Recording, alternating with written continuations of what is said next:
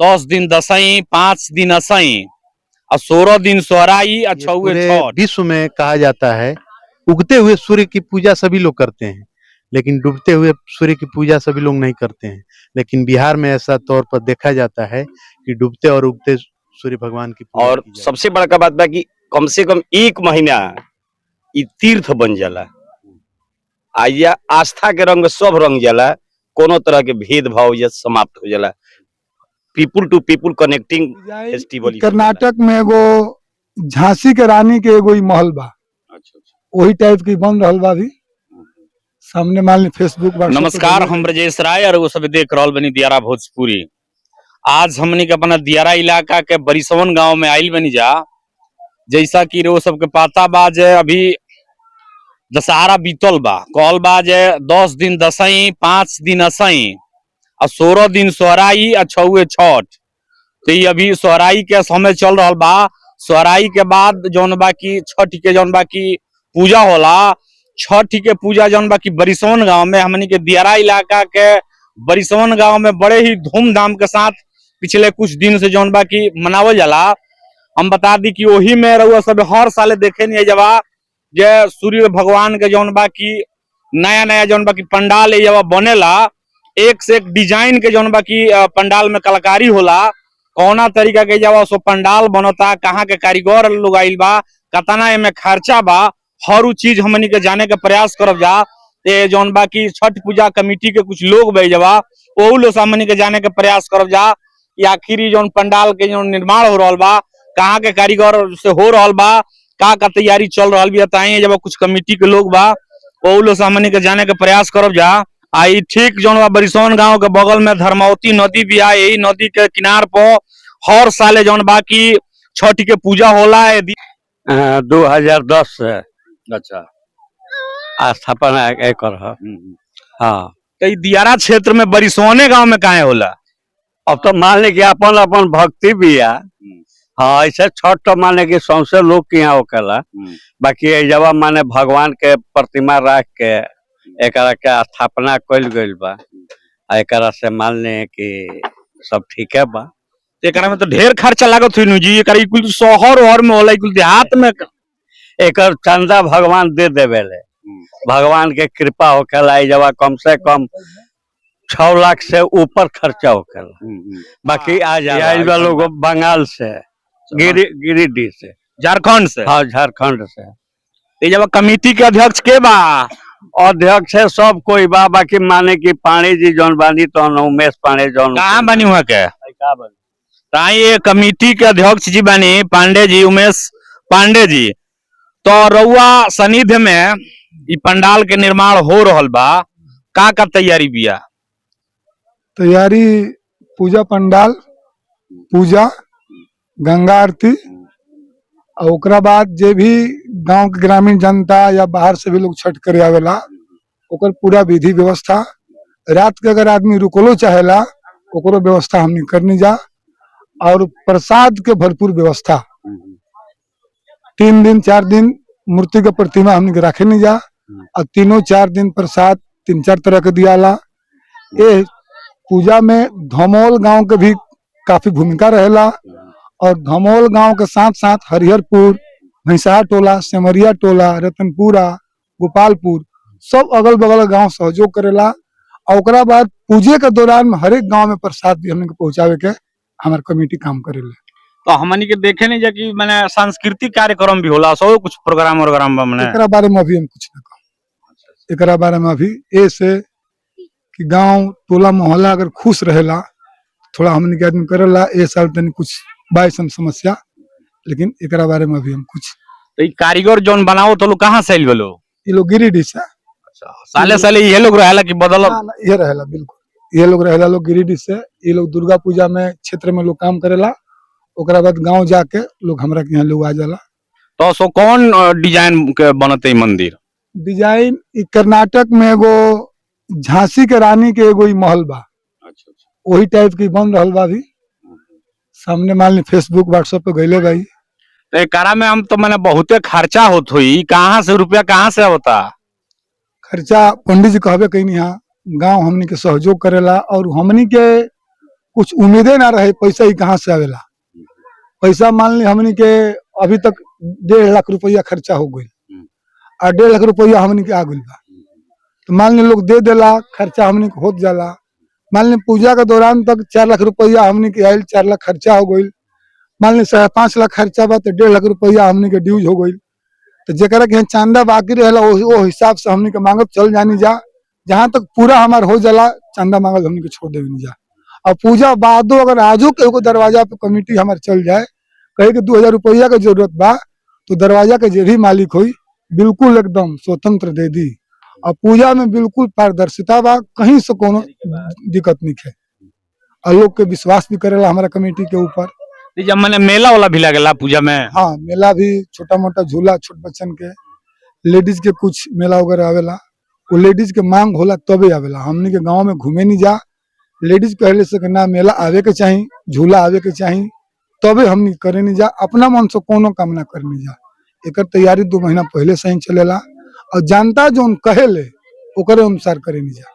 एगो और बात सुने में आइले बा कि जिस समय की जइया छठ रहेला तो घाट खातिर माने कोनो ऐसा कुछ कि भाई हई लोग के हेजा घाट रही चाहे हई हेजा ऐसा कोनो ई दीपावली बाद एगो लड़का के लिस्ट दे दियाला, जोन व्यक्ति पहले आवेला ओकरे घाट ओकरा को दे दियाला। बस एकरा में एको प्रकार कोनो चंदा या राशि ऐसा कोनो बात नहीं है। चंदा जो इच्छा होला उ देवेले चंदा। घाट में कोनो कास्ट के व्यक्ति होले, लेकिन हमनी के आदमी चाहेला कि एक टोला एक परिवार के व्यक्ति बा तो ओकर घाट एके भी दिया हो, ठीक ना। ऐसा कोनो बात नहीं है, जे जैसे आवेला घाट ओकरा के देत आदमी चल जाला।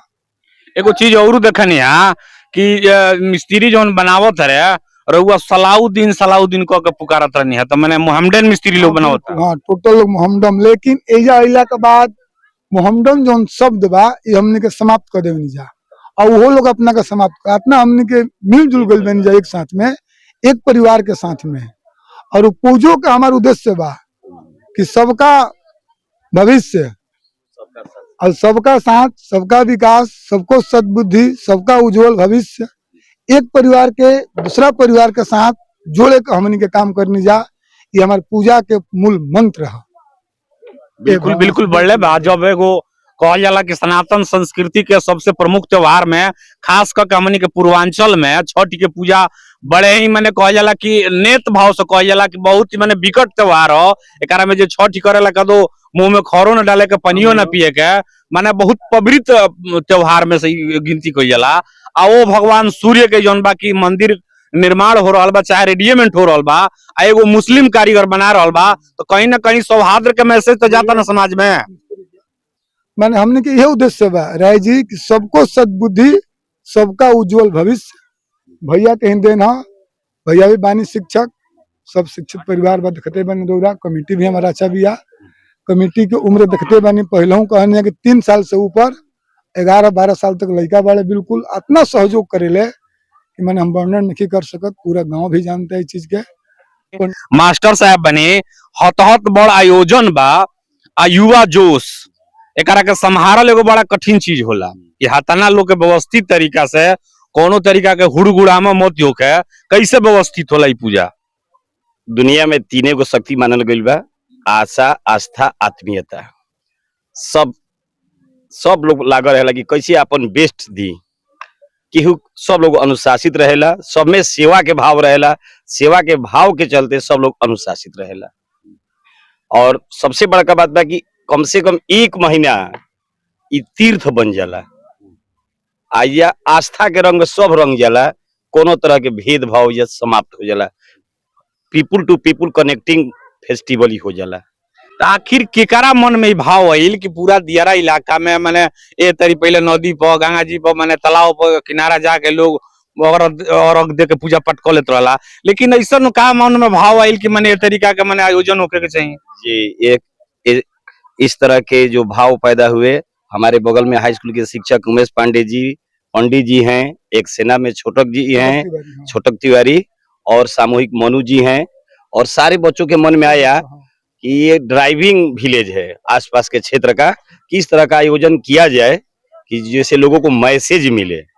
इस तरह सामूहिक चिंतन का परिणाम था और लोगों ने साथ भी दिया। और जहां आस्था है वहां सब कुछ है और पारदर्शिता भी है। इसलिए दिन पर दिन ये प्रगति करता गया।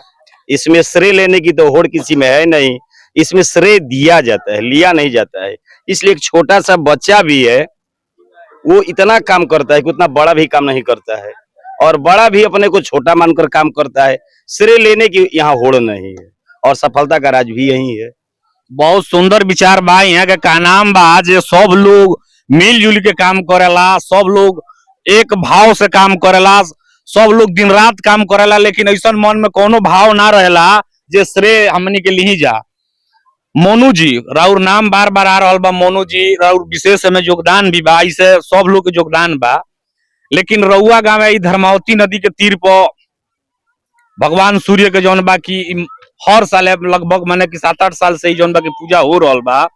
युवा शक्ति जहाँ कहल जाऊ जे हमनी के जौन समाज बा एक तरीका से माने दियारा इलाका के समाज, वो में हर लोग आवेला, हर बरादरी के लोग आवेला।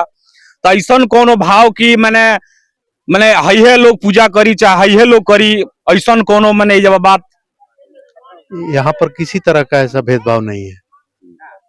हम लोग एक हिंदू हैं और हिंदू के तौर पर पूजा करते हैं, कोई इसमें जात पात का भेदभाव नहीं है। हम लोग का एक ही मूल मंत्र है कि सभी को जोड़ना है और हम लोग को आगे बढ़ना है। हम लोग ये नहीं चाहते हैं कि पूजा के दौरान किसी तरह का भेदभाव हो। यदि हम लोग पूजा के दौरान भेदभाव करेंगे तो ये पूजा इतना लंबा चौड़ा नहीं हो सकता। तो ये हम लोग मन से पहले ही निकाल चुके हैं। हम लोग को हर वर्ग के लोग यहाँ पर काम करते हैं। आप देखे भी कि हम लोग के जो पंडाल बनाने वाले मिस्त्री हैं, तो आखिर ई जौन छठ पूजा बा ए तरीका के धूमधाम से मन हो रहल बा, तो छठ के पूजा काहे करे के चाहिए? ये छठ पूजा देखिए बिहार का लोक आस्था का सबसे महान पर्व है, और यह भगवान, ये पूरे विश्व में कहा जाता है कि उगते हुए सूर्य की पूजा सभी लोग करते हैं, लेकिन डूबते हुए सूर्य की पूजा सभी लोग नहीं करते हैं। लेकिन बिहार में ऐसा तौर पर देखा जाता है कि डूबते और उगते सूर्य भगवान की पूजा की जाती है। माने उनका दोनों रूप की पूजा की जाती है। तो ये पूजा में जवा के खास करके जौन जन प्रतिनिधि लोग बा वो लोग सहयोग रहेला। सबका सहयोग रहता है, सबका भरपूर सहयोग रहता है कि ऐसा कुछ नहीं है कि उन लोग का सहयोग नहीं रहता है, सबका सहयोग रहता है। जनप्रतिनिधि हो या कोई भी गांव का सदस्य हो, छोटे से बड़े सब लोग का सहयोग रहता है। तो बरिसवन गांव के धर्मावती नदी के तट से जनता जनार्दन के छठ पूजा के माध्यम से कुछ मैसेज दियल चाहिए रहुआ?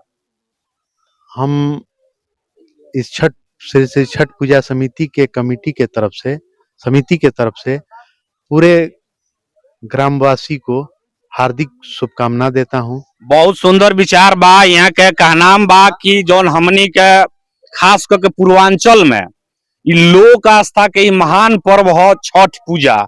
एमे कहल जाला जे भगवान सूर्य के दोनों रूप के, डूबता के भी और उगता के भी, कहल बा कि जौन चीज उदय भइल बा वो एक न एक दिन ओकरा डूब जाए के बा।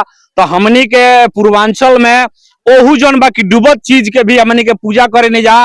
एक हती कि ई मत सोचली कि जौन चीज डूबता ओकर उदय नहीं खे, जौन चीज डूबता ओकर उदय बा, आ जौन उदय भइल बा ओकरो एक न एक दिन डूबे के बा। हर साल यही तरीका के दियारा इलाका के बरिसवन गांव में छठ पूजा बड़े ही धूमधाम से मनावल जाला। तो हमनी के यह कहब जा कि हे छठी मैया यही तरी गांव में हंसी खुशी बनैले रही कि हर साल यही तरी हर्षोल्लास के साथ और पूजा पाठ होत रहे। तो आज के वीडियो में इतना ही। हम ब्रजेश राय, देखत रही दियारा भोजपुरी। बहुत बहुत धन्यवाद।